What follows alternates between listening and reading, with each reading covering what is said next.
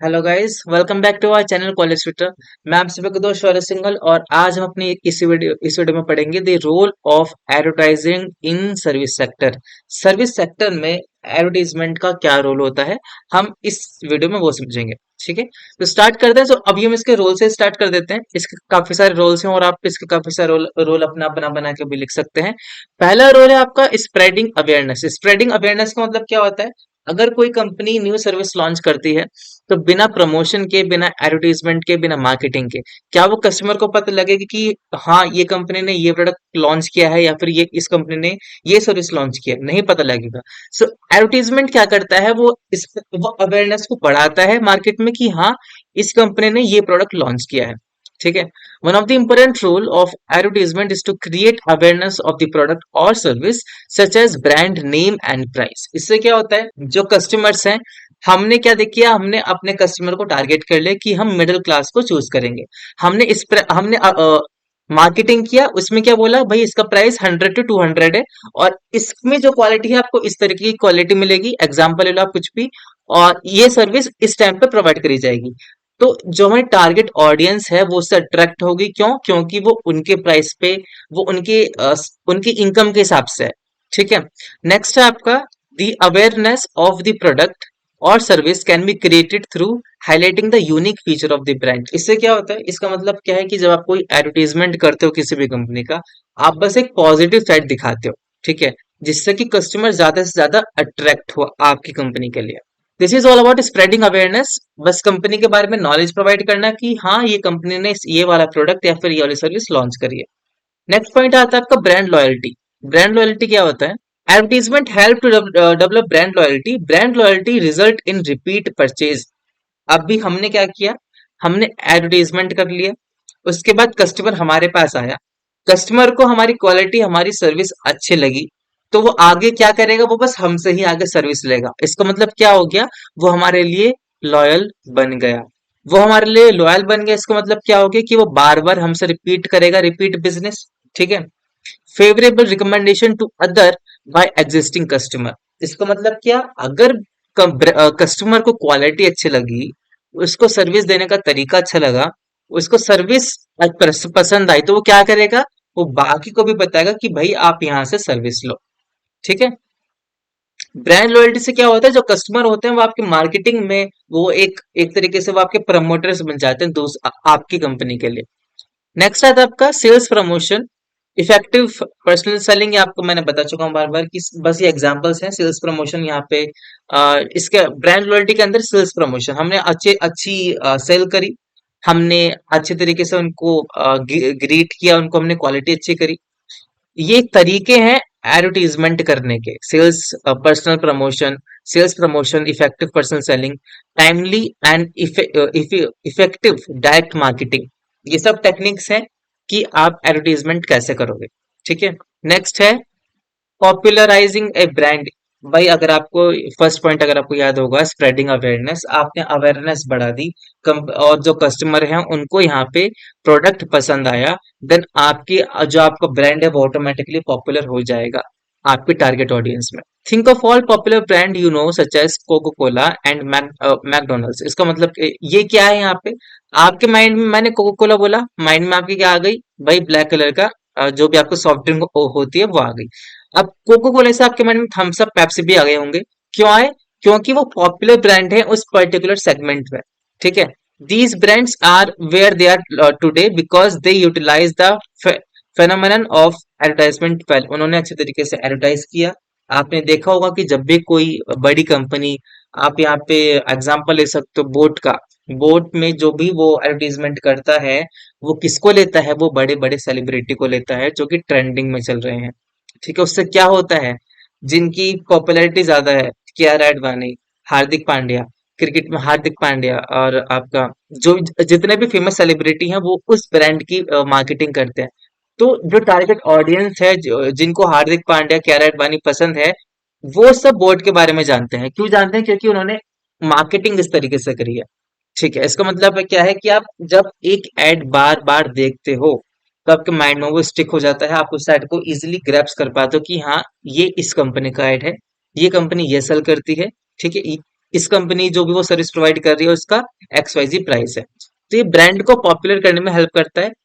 जो भी आप मार्केटिंग करते हो वो हेल्प करने में, ब्रांड को हेल्प करने में क्या किस चीज में हेल्प करता है कि वो पॉपुलर बने आगे। नेक्स्ट है आपका रिफ्लेक्ट कल्चर ट्रेंड। जब भी कोई कंपनी एडवर्टीजमेंट करती है, वो क्या देख के करती है कि वो कहाँ पे उसकी टारगेट ऑडियंस क्या है और वो कहाँ पे एडवर्टीजमेंट करना चाहती है। उसने एक पर्टिकुलर एरिया चुना, लेट्स से कि बंगाली, उसने कोलकाता चुना, तो वो एड जो शो करेगी वो उनके ट्रेडिशन के हिसाब से शो करेगी, उनके कल्चर के हिसाब से शो करेगी। क्यों? जिससे कि जो कोलकाता के लोग हैं वो उस सब एड से अट्रैक्ट हो और उसी कंपनी का प्रोडक्ट लें। ठीक है। तो जो जब भी कोई कंपनी एडवर्टीजमेंट करती है वो कल्चर को देख के करती है कि उनकी टारगेट ऑडियंस कौन सी है। अगर उन्होंने टारगेट ऑडियंस के हिसाब से अपना एड बनाया है तो उस केस में कस्टमर ज्यादा अट्रैक्ट होते हैं। सब पॉइंट आपके एक दूसरे से मिले जुले हैं। रिफ्लेक्टिंग कल्चर ट्रेंड, अगर कंपनी ने एड किसी के कल्चर के हिसाब से बनाया है तो वो क्या बनेगा, वो आपके ब्रांड का लॉयल कस्टमर बनेगा।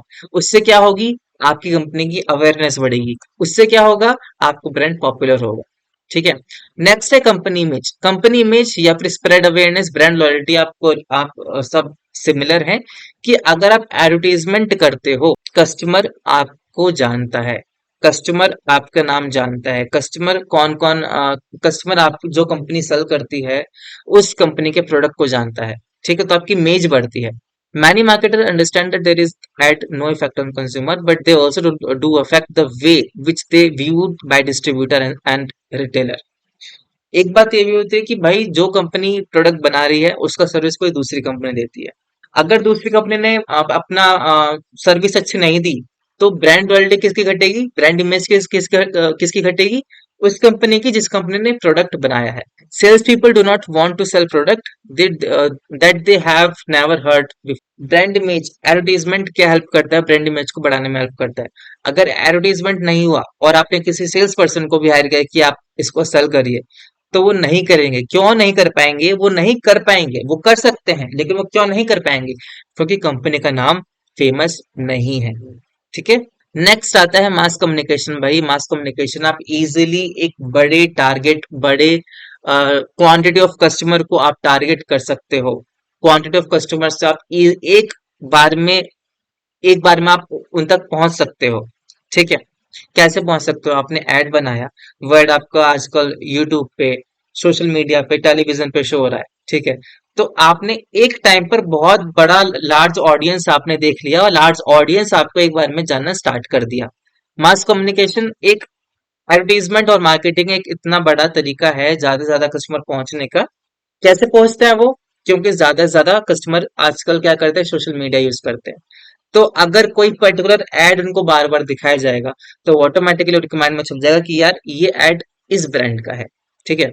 Without advertisement many form of mass media such as newspaper, radio, magazine and television might not exist। आज के टाइम में मैंने यहाँ पे सोशल मीडिया लिया और टेलीविजन लिया, लेकिन जैसे कि आपको पता है न्यूज़पेपर, रेडियो, मैगजीन आज के टाइम में इतनी फेमस नहीं है। टेलीविजन फिर भी आजकल ठीक ठाक ट्रेंडिंग में है, वो चलता है, लेकिन मैगजीन, रेडियो, न्यूज़पेपर इतने ट्रेंड, इतना कोई भी उसमें बड़ी कंपनी उसमें एडवर्टीजमेंट करना नहीं चाहती।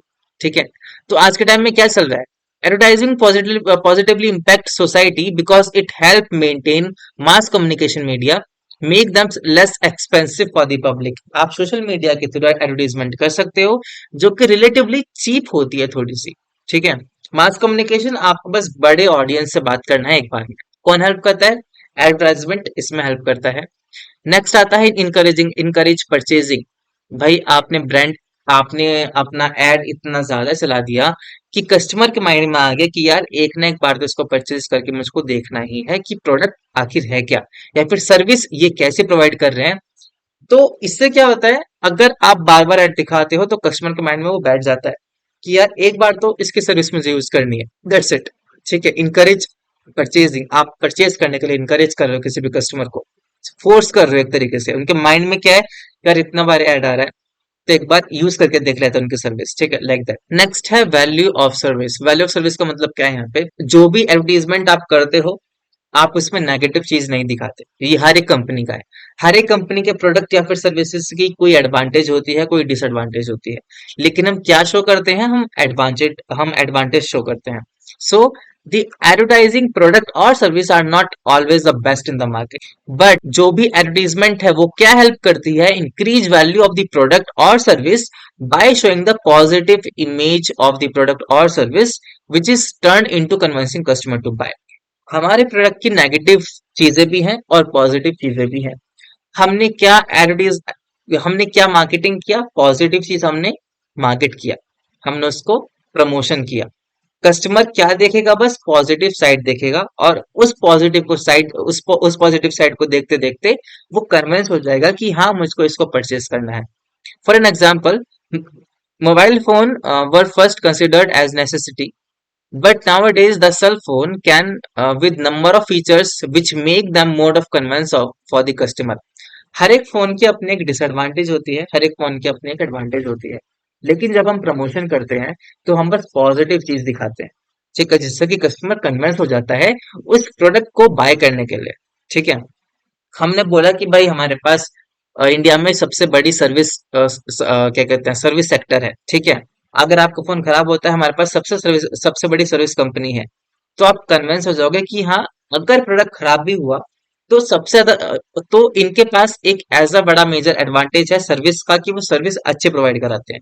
ठीक है, नेक्स्ट आता है effect on business cycle. Business cycle क्या होता है? बिजनेस साइकिल मीन्स कि जहां से बिजनेस स्टार्ट हुआ और वो कितने सालों में खत्म हो रहा है।